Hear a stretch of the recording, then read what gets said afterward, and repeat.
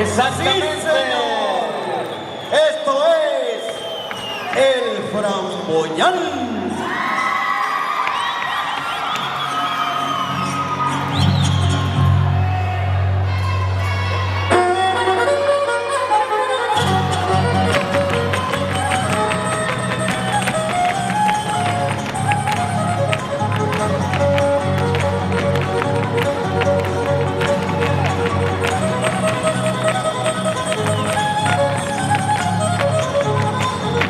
Por la ribera del río hay un árbol muy florido, es el árbol consentido de las que sufren de amor.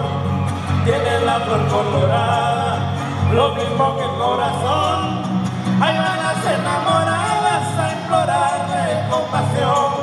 Ahí se van las rancheritas, como durazno en sazón, y cuando en cuando fruditas, más sabrosas que el melón.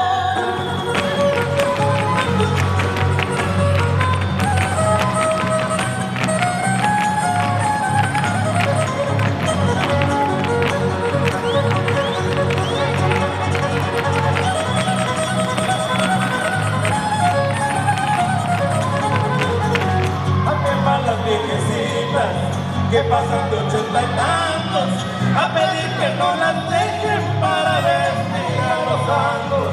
Ese árbol solicitado le llaman el framboyán, árbol de amor colorado, mi amor te vengo a implorar.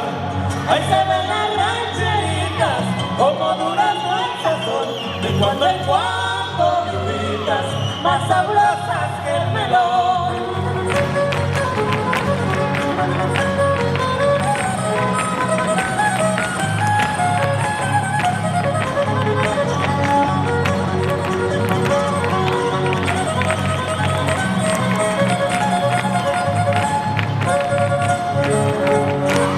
Así se baila y así se aplaude.